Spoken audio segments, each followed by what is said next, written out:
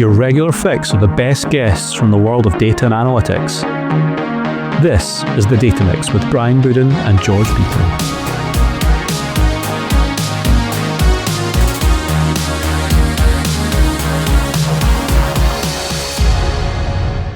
Good afternoon, George.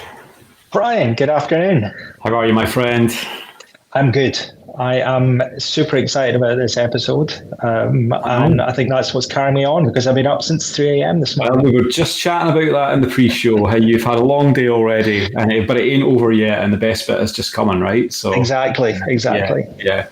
It's been a super nice day up here in Edinburgh, actually. We're over 20, which maybe to some of the guests on our show might not seem too exotic, but to us, it's pretty much the Bahamas, I would say. Yep. That's summertime. That's a summer holiday. Yeah, exactly. Well, look, it's really exciting to be here, and thank you everyone who bared with us as we adjusted the time of the show as well. We had to just move things out half an hour we've got such a cosmopolitan suite of guests today that we had to accommodate everyone, and it's taken us a bit of time to do that. But we are back for episode, I want to say 8, but I didn't actually check before the show. I think we're at episode 8. 8 sounds right. We're there.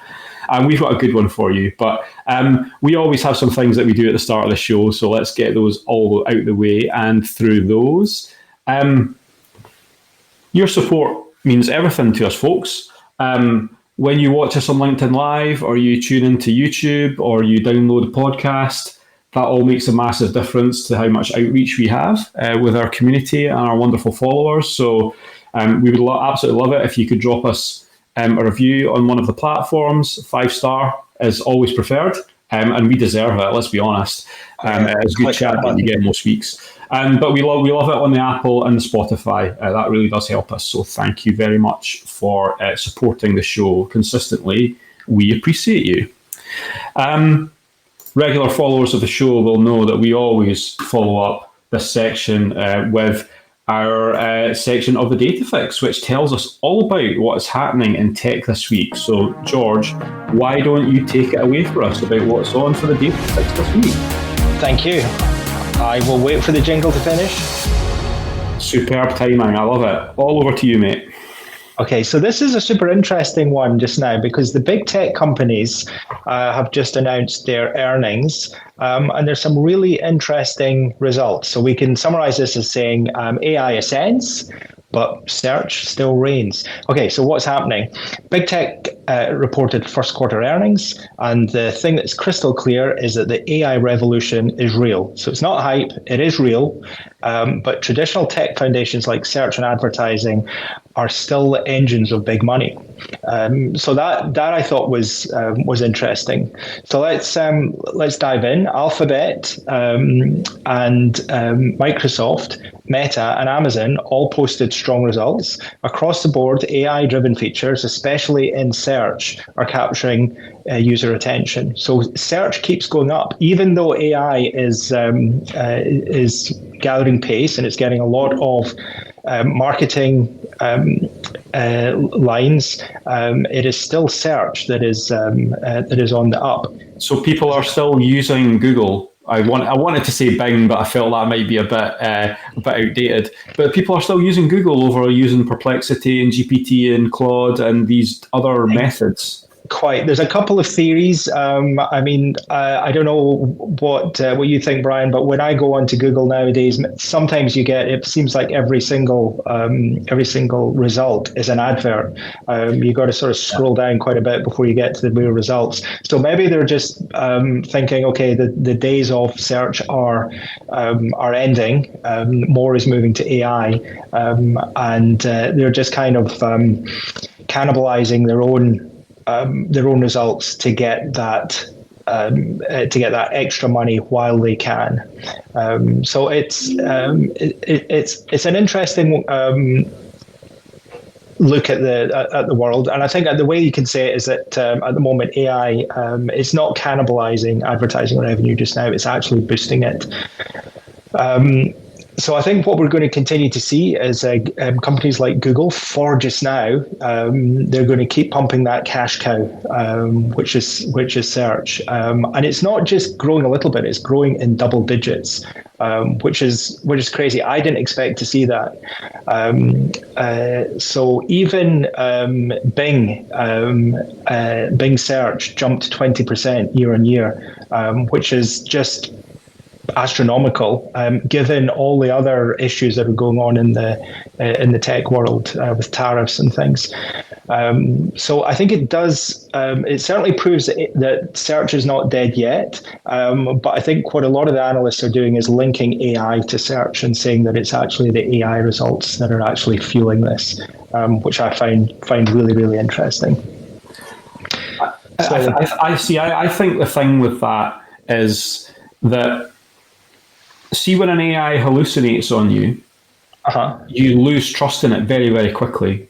So I read quite a lot of newsletters, and I've got one that's called Superhuman AI, which comes out every couple of days. And one of the big stories that reported on over the last few days is that OpenAI's latest model was hallucinating much more than normal. It had regressed, and they actually had to put a bug fix in. It made me think, wow, okay, I thought bug fixes were just for code and search engines, but no, apparently they infiltrate our bots as well and our LLMs. And it just makes you think about the whole trust factor again, doesn't it? How long do you have to use something before you just resort back to safety, before you feel you don't have to resort back to safety? And that's what Google is, it's safety.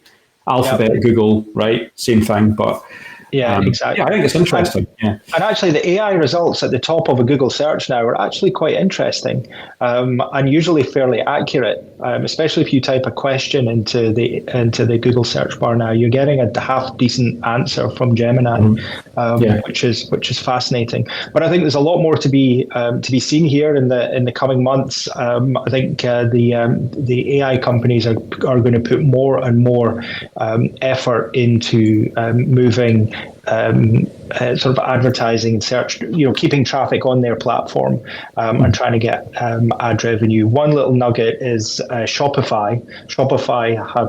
It was revealed in some code that Shopify have built an integration so that you can actually buy products in the future, you'll be able to buy Shopify products on the platform. So it's really interesting. It's going to have some implications on, we're now giving our data to a company like OpenAI, and it's again, that trust factor is going to come into it, but it's fascinating, and I'm just wondering if it's a tipping point now, and how long can we continue to see these double-digit increases in search?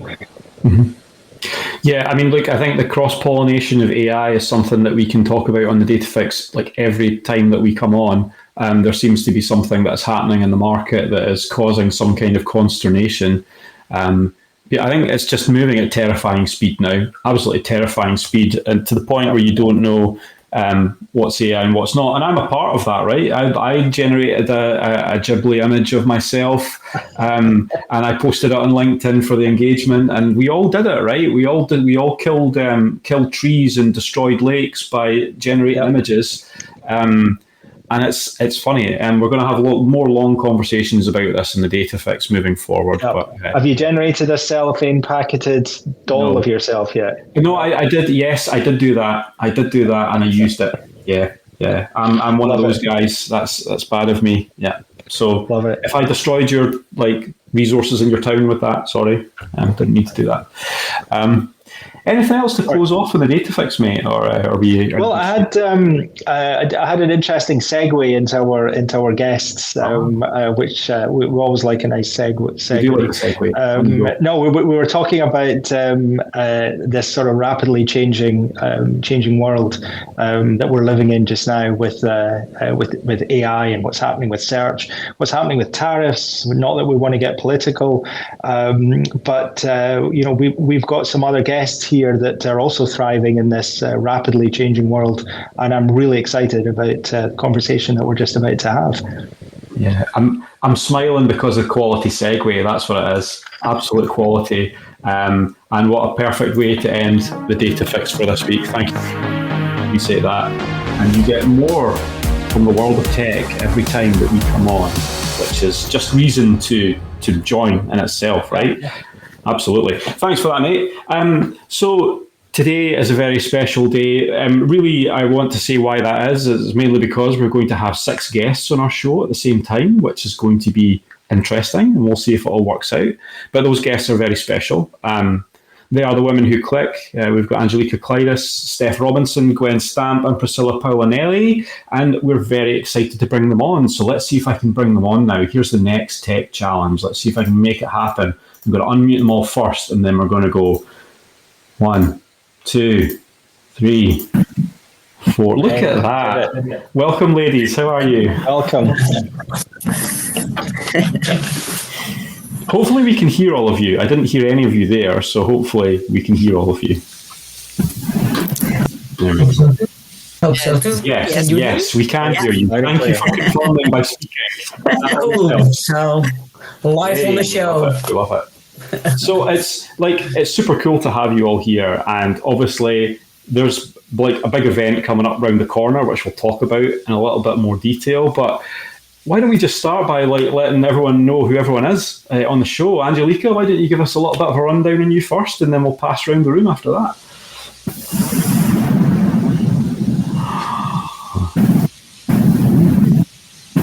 I think my connection Angelica didn't hear me, or she's frozen, one or the other. Why don't we start with Priscilla, if Priscilla can hear me? Okay, hello everyone. Thanks for being here today with these amazing women. I'm Priscilla. I'm head of data analytics at EmpowHEring. I'm still part of this amazing group. I'm Qlik Luminary since 2021, and I think Angelica is having some problems there. So it's amazing to be here today in this Women Who Qlik movement. Thank you very much, Priscilla. Gwen, why don't you say hello as well?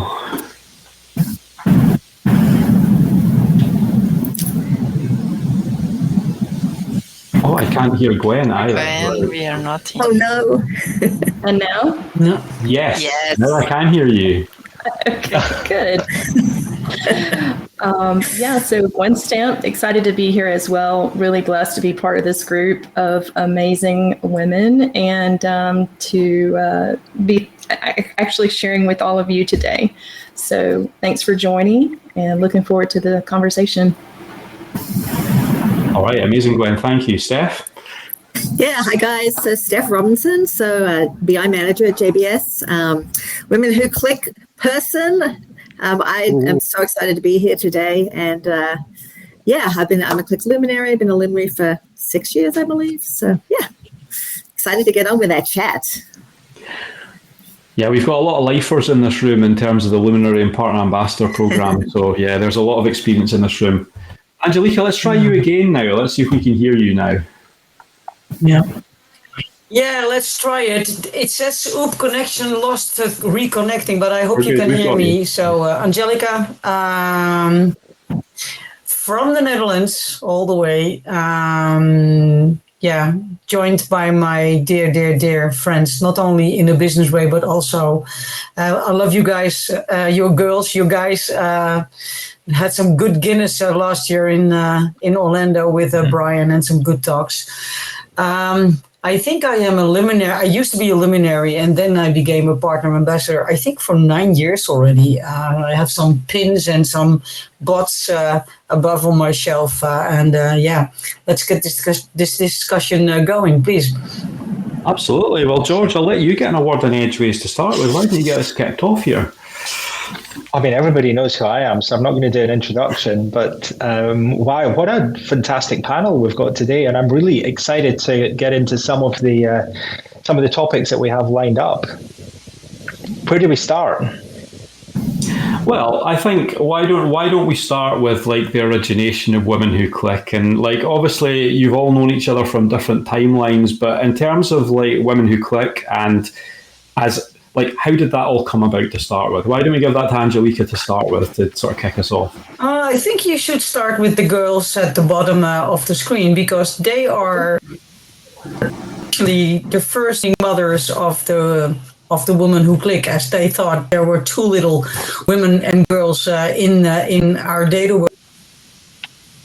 world. And then I was a partner ambassador. I had to bind. So I think, Steph, you should kick off. So it was kind of interesting because Priscilla, Gwen, and I, we were in London, and we were sitting around, kind of doing we were watching some presentation, which was phenomenal, and we were so excited to be in London with the Luminary group. And Priscilla was sitting up to my left, I remember, and then Gwen came and stuck her head right in the middle of the two of us and said, "Have a look around the room." And when I looked around the room, I said, "What do you notice?" And the thing we noticed was, I think there was 5 women in a group of, how many people were there? There was 4 women. 4 women in a group of 30, 40 people. And we went, whoa, maybe it was more than that. I forget. It was a lot of people, a lot of men sitting there, and there was us 4 women. And we kind of all looked at each other and went, the penny dropped. It was like, why is this? Why is this? So, we had kind of drinks and chats after that, quite a lot of them. And we just said, we've got to do something about this. We've got to start some kind of movement. And we had all different ideas, and we're pinging each other on like WhatsApp. And, and then we came up with the idea like Women Who Qlik. So, that was how it started. The beginning. I want to just add to that. Yeah, I just want to add to that I feel that, I remember the moment. I feel like, too, part of what was going on in my mind was I had this idea for a project, like an enablement project, right, for Qlik, because as a student, I became increasingly aware of the lack of attention that was being paid to Qlik as a technology. And how can this be? Because Qlik is so powerful and so impactful in my personal life. I mean, I'm in Lund. I'm in this amazing meeting. And, we were all talking about how, we love Qlik. Obviously, we bleed green. But I remember thinking, we wanted to do something, wanted to activate, we wanted to enable and share the message. But when we actually got there and that moment aligned, it was very much about, wow, we are the few. And so now, how can we also have an impact there? And I think that was where the story took off. And Steph was like already coming up with the name for the group. And it was just like, we were so motivated and energized by that conversation. Game changer. Yeah. Awesome. So how many people, Priscilla, anything to add on to that from your side? Well, no, I think that's what Steph mentioned. We were there, and when you look around, you pay attention, and I think this movement can do this for other spaces. It's important to add our touch to this data world. So it began in a conversation that came to this amazing group. I think, to be fair, I might have been in that room as well, but I didn't realise what was happening. I probably wasn't in the middle of Gwen barging her way in going, what's going on there? But, I was probably in that room as well. Maybe even George was too back then. But Brian, I want to just add one thing really, really quick to that too. When we kind of got our idea, we pitched it to the guys at Qlik Marketing, to Chris and some of those guys, and they jumped on it. They were just amazing in supporting us. So I just wanted to throw that in there really fast. 100%. Yeah. And still do. Yeah, and still do. Oh, absolutely. Yes. And we'll come on to that whole part where obviously big things are happening in a couple of weeks as well. But it's one thing talking about things; it's another thing getting it moving, right? So, what were some of the sort of critical factors early on in the movement that really got things rolling? After you had the inception of the idea, what were some of the key moments that happened early on? Who wants to take that one? Angelica, should we go round with you to start with? I think what the girls did very well was having spots, for example, on Qlik Connect, but also having that group evolve in a very natural way. We just set up a LinkedIn Live session. We had about 25 people, 28 girls online, and I shouldn't say girls, women on in the group, secured a spot. And when I was attending at Qlik Connect at that session where Priscilla, Gwen, and Steph were the panelist, there were such good questions from the women that were in that room, and it gave me goosebumps, and I think it grew from there. Because there is a need of being heard, of being guided in what to do next. As I have learned from one of the best in the Qlik customer success world, Janine, it says that women suffer for the imposter syndrome. We women, we think we need to hit all the check marks to apply for a job or to do something. But men, on the other hand, when they have the 80% or the 75%, they will just go for it. And that is something I think I love to help with the women that I work with and mentor. Yeah. The irony. Sorry, George, you go.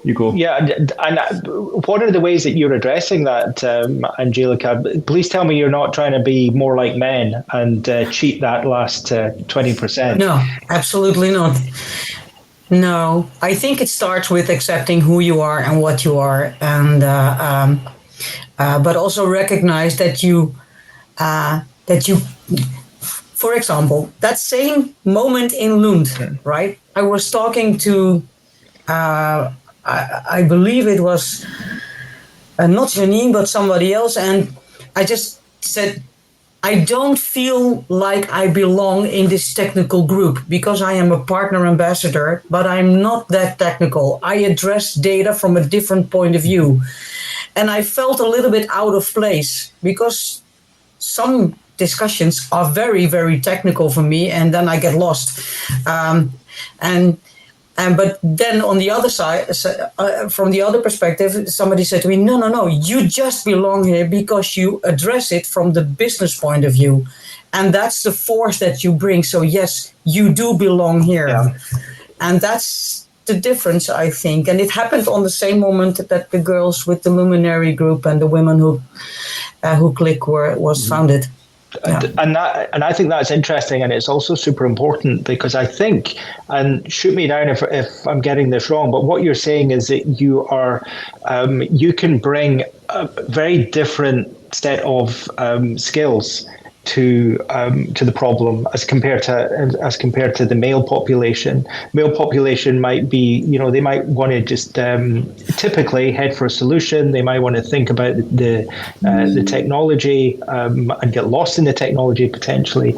But so what you're saying is that as women, you're not trying to be like men in this space. You are bringing a completely different set of values. Yeah, I believe that the diversity can make us grow. And of course, we are all different, but we know that women has some characteristics that maybe to be more sensitive or even to be more emotional. That is something that women try to hide when we are in business, making deals. So we have to be ourselves, and that's a lot of value on that. So I think the irony is not lost on George and I that we are like two middle-aged white guys hosting a podcast in this environment, And I think on the other side of things as well, Angelica, I remember that comment that you made, and I'm not sure if it was me you made it to, but that comment about sorry, it just literally popped out of my head. When you start a sentence and it just pops out of your head? But it really resonated with me because we all think differently. And I see it all the time when a group of men are in a room, especially when there's a technical problem to be solved. It's like, get the Lego out and solve the problem on the spot. That's what we do. And it's not like, it's quite hard to not do that. And I think you need a different skill set nowadays. It's not enough just to say, let's just build the thing. We have to take a step back and in some ways be a bit emotional about these things and be a little bit compassionate about the problems that we're trying to solve. And I think that's difficult under the time pressures that we're all under nowadays, but it's like we're having to evolve ourselves because AI is trying to push us in another direction, right? Where we just try and solve something by literally speaking to something or typing it in. And I think having that spread of skills is just so important. And one of the things that, again, back to you, Angelica, with like the escape room, I think was bringing a different view on data for a lot of people that are experiencing it for the first time. And how are you finding that element of just approaching problems from a different angle? Because that's essentially what's going on there, right? It's just learning how to rewire your brain to think a little bit differently about solving things. Yeah, well, Einstein said it once, playing is the highest form of learning, and children play and learn, and that is how we can learn. And that's how I set up my courses. It's gamified, and it's with quizzes, it's interactive, and this is the way how people learn. And the data escape room is one element that I use. We have two different ones, and a third one is coming, but it helps people to learn to work together, but also speak the same language and multitask. You need different people. You need men, women, and others in a team to work together. Yeah. I love that. I think over the last, over my life, certainly, there's been a push around political correctness, and then there's a fear in the male population. It's maybe not a fear. It's just we don't know exactly how to work with women. What is the best way to work with women? Nobody wants to offend, and sometimes then we're just sort of looking for that idea, that guidance, that support. And I think what you're bringing to this now is a way of you're saying quite clearly here that look, we bring a different value to this to the pot here, and men, don't worry, your job's not redundant. There's still something for you to do, but look at what we can create together. And I love that. I think that's a really important message. I love that when you have that multidisciplinary team, that diversity in your team. And I know the girls agree with me. You need that diversity in your team to achieve amazing things. And I was interested to know as well, was Women Who Qlik, were you inspired by other similar movements that were in different disciplines, or was it just something that popped in, like we were in this environment and was it just like an epiphany that we need to do something about this, or were you like genuinely inspired by other movements that were taking place at the time, or was it a bit of both? I think it was definitely an epiphany. I think it was that. I think really it was just kind of us looking, going, oh my goodness, we got to do something about it. Gwen, you were going to say something? No, absolutely nodding my head. I feel like part of it was just that realization that moment, like we're in this select group of experts, right, at this event. And just at that moment, it was kind of an epiphany. But I do think that, the longer journey for me was always about enablement. And as I had, begun my career in Qlik and wanting to empower others, I don't really think I had that blinder on, that people that I was looking around thinking, well, there are no women doing that, women involved. You know what I mean? Like I wasn't really doing that. I was just plowing and chewing through what I was doing and thinking about how important the topic was in and of itself. How can I connect more people? Network, collaboration, building skills, listening, all of those things are super important. And then I had two daughters who have no clue what I'm doing for a living. And try explaining that to something where they have no mirroring, or limited. Let's just say limited. It's like how to share what you do and how to do it, and thinking about, okay, now this is something that I don't want to push them in that direction, right? But I want to introduce it in a way that it becomes part of who they can evolve to be. Not necessarily a data leader, but someone who can use data for good, for benefit, for decisions, right? And so I think that the moment, and all have that common background, and then that moment we just said, here we are, let's go.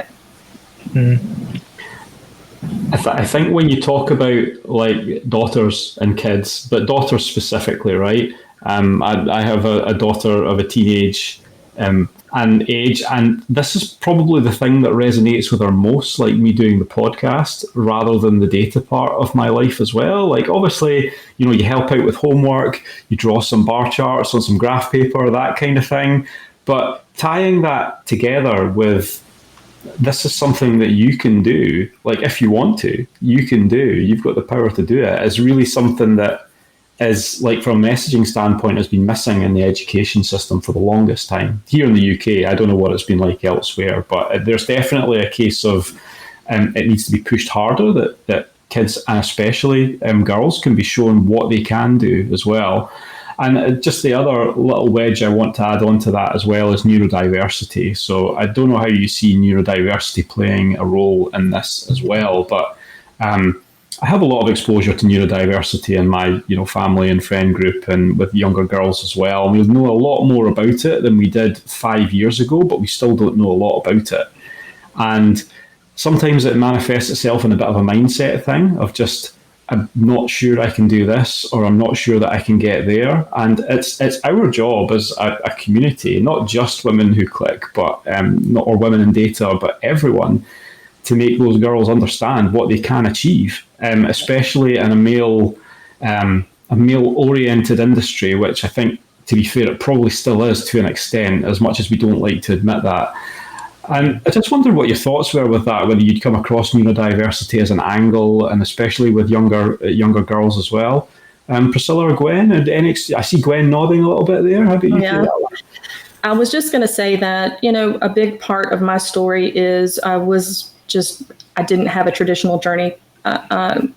And what I learned from that was, of course, some people learn differently. They're very purpose, very focused, and they can look and say, I want to be this when I grow up, and follow their dreams and become that. And that was not me. It was disappointing to me and my parents, potentially, where it was like, you're so smart and you can do these things, and all of that. So what I learned from that, and what I really believe and hold as something to live by, is that, we are all different, and our journeys are all going to be different. So no matter what your learning style is, as long as you continue to push, challenge yourself, and grow, you don't have to have a target. You will advance, you will evolve, and you can do it. You just got to look at little steps, maybe, if your learning process is a bit different. I have a daughter who was, what I said at the very beginning, very purpose, and then my other daughter maybe just, took some time to sort of evolve to that. But it's like, I support both because I represent both, like, at some point, so there's definitely not a one-way path, and just encouraging exploration and curiosity and just growth, right? And be there and listen and be an example. Yeah. Gwen, you mentioned, sorry, Angelica. Oh, sorry. Sorry, Priscilla. No, Priscilla. and it's funny because all of us here, we have daughters, and Steph has granddaughters. So true. So yes. So these actually, but I never guessed. So I think that is like what Gwen said. I have a 16-year-old daughter. Now she's deciding for what she wants to do in the future. So I open to her, and she sees me doing these things, all the possibilities she has. I came from a family where when I mentioned that I want to drop from my engineering university to go to computer science, everybody told me I was crazy. What is this career? So I faced like the problems Gwen mentioned, and I told them I like this. I want to do this, and I did, and now I'm here, a Brazilian person. Talking with people around the world. So it's amazing what we can do when we believe and we go, independently of the others' comments, others' questions. So this is something that I want my daughter to see. And And I think too, like, and for me, you go. No, go. Steph. Okay, I was just going to say really quickly that for me, like being I have a daughter and 3 grandchildren. I have one from a stepdaughter and then 2 from my daughter. And I had this really crazy experience recently. My the little 2-year-old Magnolia, really smart little girl, and she just gets this new little baby sister, and there's a big pack of diapers, and she's counting diapers. Right, this is a smart girl. She's counting diapers. She's going out of the packet, 1, 2, 3. I'm sitting there going like, oh my goodness, like she's 2 years old, right?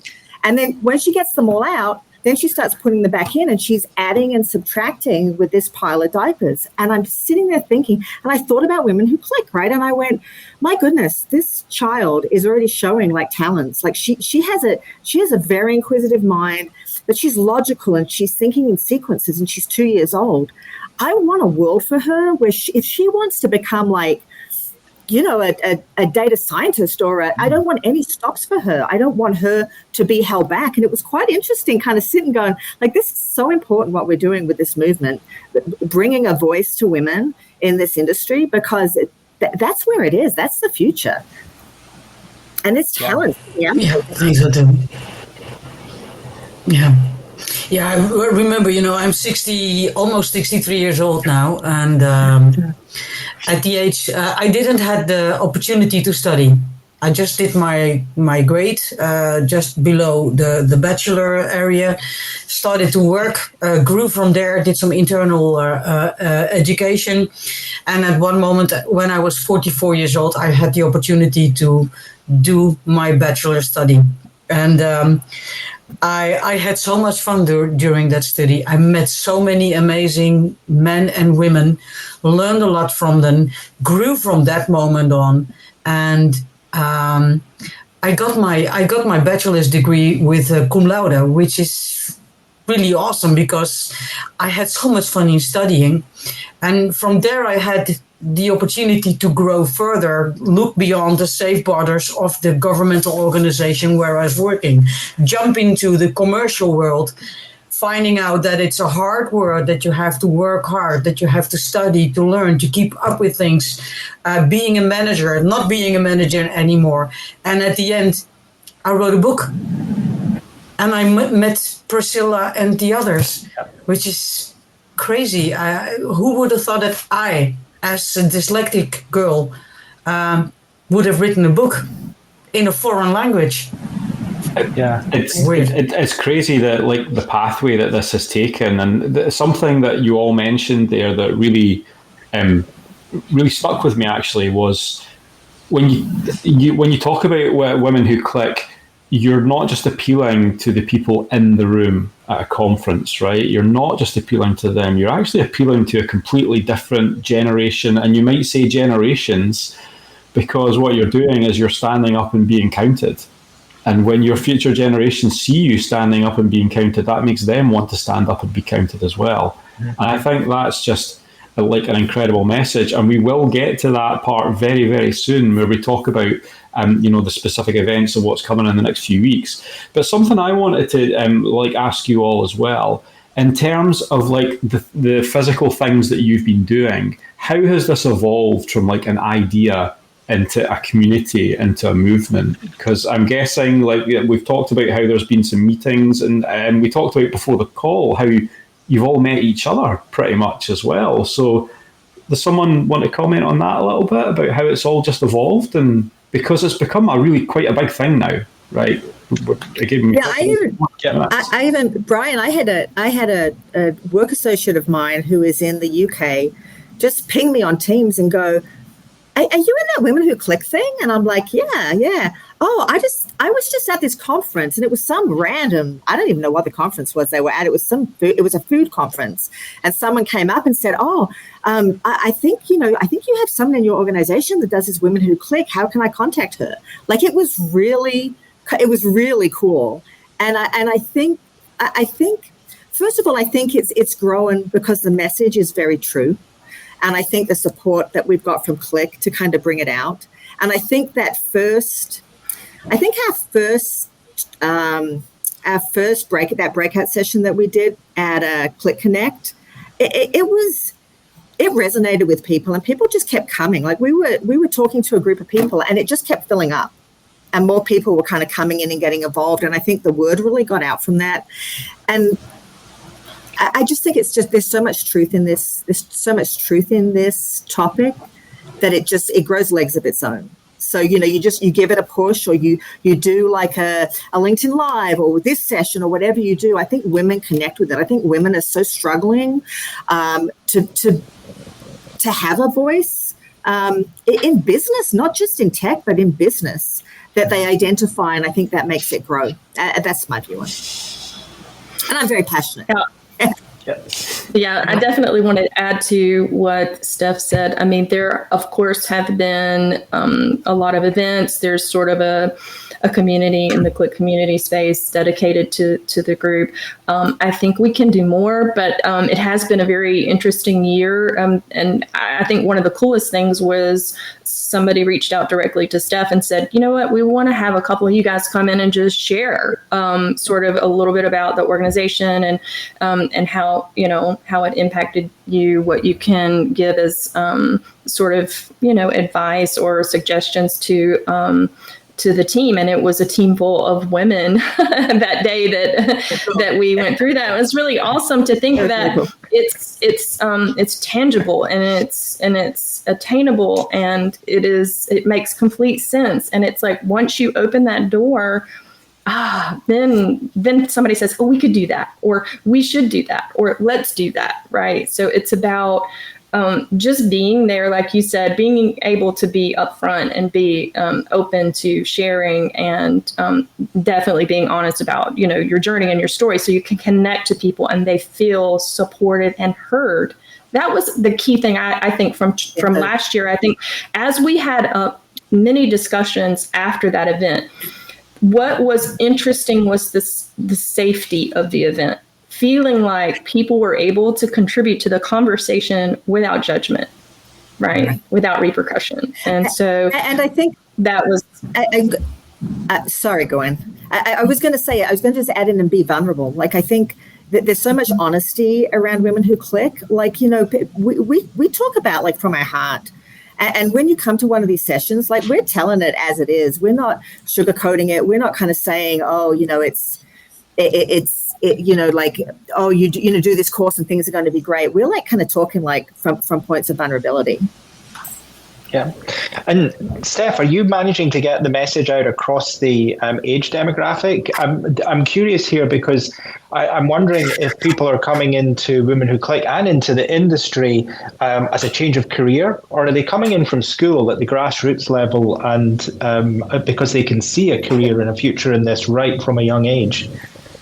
George, I think it's both, right? So I have a lot of people reaching out to me on LinkedIn and even on Facebook, like discussing it at people directly from schools, like, wanting help, asking questions. And then we did one LinkedIn Live, and we had a bunch of guys kind of my age, in the 60s group, who were like, looking at retirement and what does that mean? What does that mean for a woman? What does that mean for a woman in tech, right? I'm not quite there for retirement, but hopefully in the future. But you know what I'm saying? Like, so yeah, I think all demographics, because I think this is something that touches everyone, whether you're entering the workforce or whether you're like in the middle of the workforce trying to navigate it, or whether you're kind of looking at, well, then what is my future? I now have all these skills. Where do I go? So I think all demographics are included. Yeah. So is the group then, is Women Who Qlik actively then sort of recruiting and trying to attract people into technology from school level, or are you just there with a presence on the internet and just come and join us? Is there active recruitment going on, or are you a presence that people are finding? I think, Angelica. I think it's more come and join us, huh? Yes.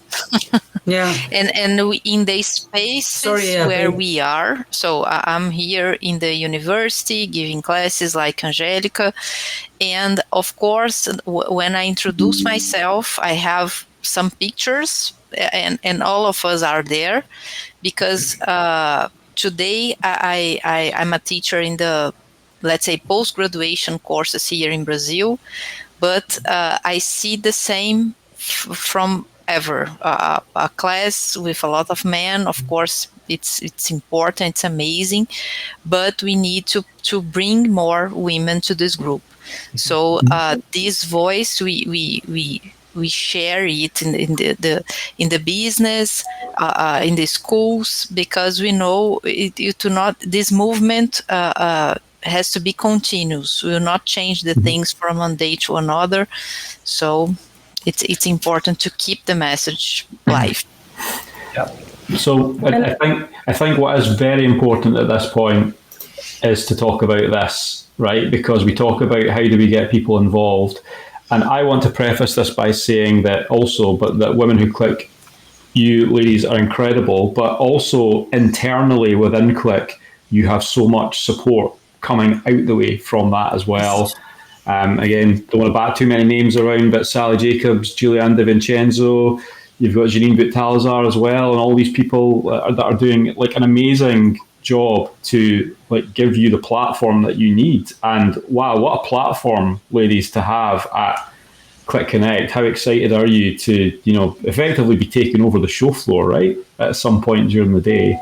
It's so exciting. Like I've got a huge smile on my face because I just know how awesome it's going to be, and that we're all going to be able to have a beer together. But Priscilla, talk to us about how important that is for you, because this is a much bigger presence than you've had previously. So how has this happened, and what does it mean for you all? Yes, I will let the other friends talk about that. But for me, it's really special. As I mentioned, I could never imagine in my dreams to be in a stage like that. And of course, last year was really amazing. The movement, the questions, men in the session making questions, because this is important to us too. And this year, we are counting the days to be there together. Gwen, what about you? I definitely am very excited. I think it's going to be an amazing event. For how lucky we are to have this forum and this opportunity to connect together and be like the only thing going on. And so everybody has a chance to engage, right? It's mind blowing. It's almost difficult to believe, but I will just sort of say that we had ideas, and we still do, and we still can. But we would love to do more, even at Connect, where maybe we're having just impromptu meetings or gatherings. Let's get a coffee. Let's just have a chat. It doesn't have to be within the context of this session, which is absolutely going to be amazing. But, we have a lot of ideas that we just love to hear from others. We'd love to just let them have an opportunity to share, so who knows where it will eventually lead to. But the fact that it has minimum support, it is just, it's really awesome. And Steph, for you? Oh, I am so excited. So I was quite shocked that we actually got such a big stage, and it's just us, right? And a little nervous because, you kind of have this dream when you have this idea, and then all of a sudden, you get this support. And I want to also mention, I want to mention Chris Powell and Sarah Urbis as well from Qlik, who have just been absolutely phenomenal. Absolutely. So this is like, it's kind of a, you kind of have this dream, wouldn't it be great just to have kind of a center stage at Qlik and do this thing and really get our voice out? And here we are, and we're going to do it. And I find this really fascinating, something that you said, Brian, about how men can be challenged on interacting with women. And I've thought a lot about this because I see this, right? And I really encourage men to come to Women Who Qlik. This isn't just about women coming to Women Who Qlik, because I do think that is part of, and I'm not going to say the problem, I think that's part of the challenge, is women can be, we're emotional, we're who we are, right? And the Women Who Qlik women on this stage are very authentic, and we're going to be very authentic.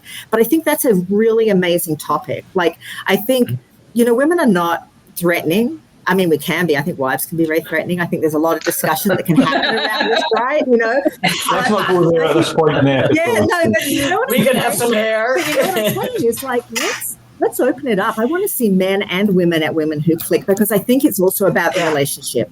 I think it's how do we work in the workplace together, and how do we do incredible things. So I am so excited, and I just thank you to everybody. And my I'd also just quickly challenge that. I love that when somebody says that we're emotional. And I definitely feel like what that means for us is that we have certain traits that are classified as being emotional, but I'm pretty sure that exists on both sides. It's just interesting to know which things fit into the you're being emotional bucket and which things do not. And I think that's an interesting discussion point, right? We're emotional because we're passionate or whatever.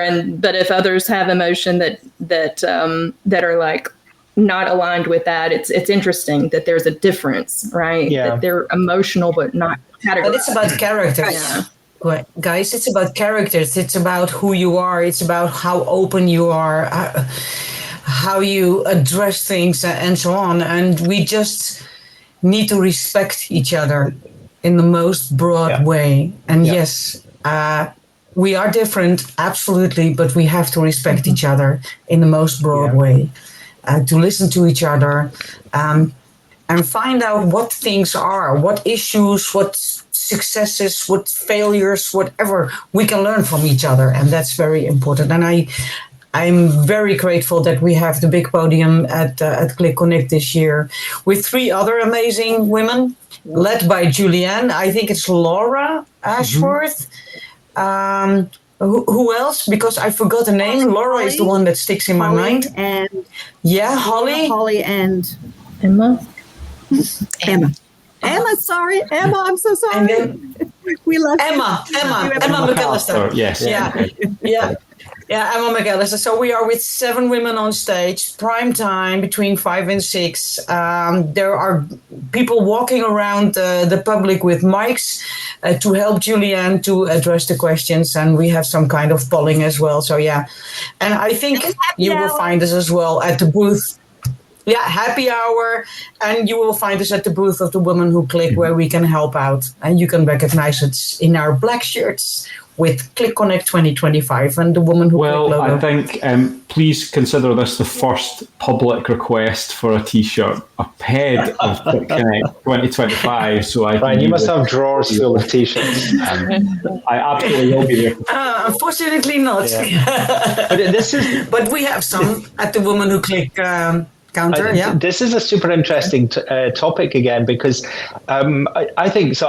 I've worked most of my life in male-dominated industry. I started off as a forester. Forestry is very male-dominated. Then I moved into business technology consulting.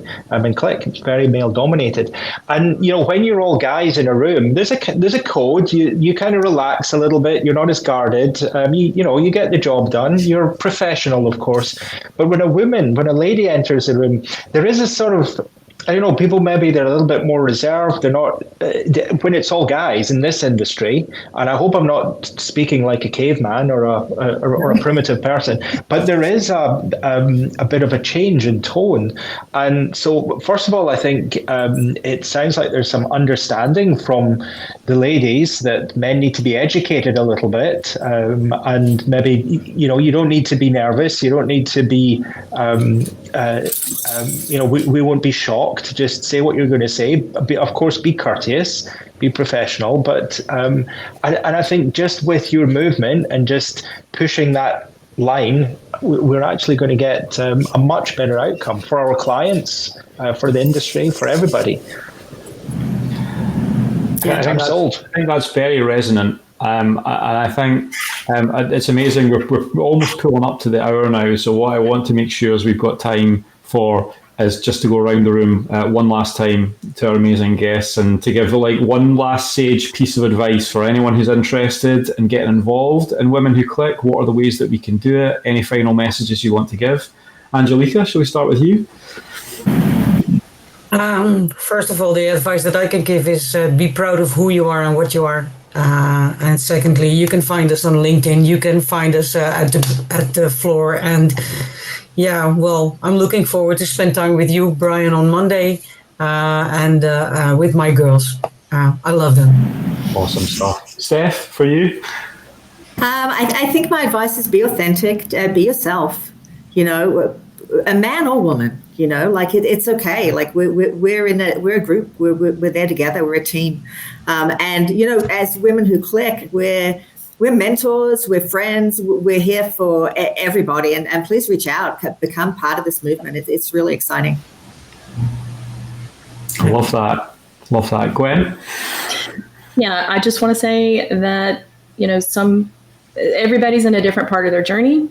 Be open to that. And if you feel like you're sort of at a position where you can share, then we also need that voice as well. Like be someone that can be an ally, be someone that can be a mentor. I mean, we have room in the group for all voices. So whether you are looking for allies or you think that that's sort of the next step in your journey, I think get connected to the movement because everybody can participate, contribute, and add value.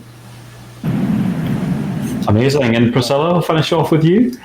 Yes. So I want to say that we have a lot to do on this data and AI field. So we need more people with us to make business take decisions in a better way. So we need you get connected with us. Absolutely. Like, the messages just resonate so much, and I'm sure I see lots of things pinging in the background of my screen. I know that you guys have shared this meeting a few times as well, and I can see a lot of pings going off. So hopefully this served as an ample sneak preview to the main course that you will get at Qlik Connect in a few weeks' time at Orlando at Coronado Springs. And you guys, what day are you guys on? Is it the Wednesday? Yes. Wednesday. Yeah, between 5 and 6. And that's on the main stage? Yes. Main stage. I believe it's Theater 2, right? Main theater, yeah. Main theater. Main theater, I'm going to miss it. I hope it's streamed. I think there was at least 1 year it was streamed, so... I'm not sure what it is. Well, we can ask. Yeah, that'd be awesome. That'd be amazing. Yeah, I know that the answer is I should just be there, but unfortunately I'm going to miss this one. But what a fantastic story, and I've certainly been inspired. And thank you for everything that you're doing to make the industry better, because I hear you loud and clear. It's diversity that brings us together, and ultimately we get to a much better solution. So if we can get more women into the industry, if we can start collaborating and working better as teams, then thank you for everything you're doing. We're going to get to a much, much better future. Thank you. Thank you for the opportunity. Yeah, thank you guys. So much fun. And just all that remains to say is that for those that are attending, we will see you in Orlando in a few weeks. And Angelica, Priscilla, Gwen, and Steph, thank you so much for coming on. We will actually see you, one of you, we will see next week for our last edition of the Data Mix before Qlik Connect. And Angelica will be back with us next week for a slightly different topic. We're going to talk a lot about data literacy and what's happening in her world there. So you don't want to miss that one either. But thank you everyone for joining, and to all our guests. And we look forward to seeing you in the next episode of the Data Mix. Thank you very much. Thank you all. Thank you. Thanks so much. Thanks, ladies.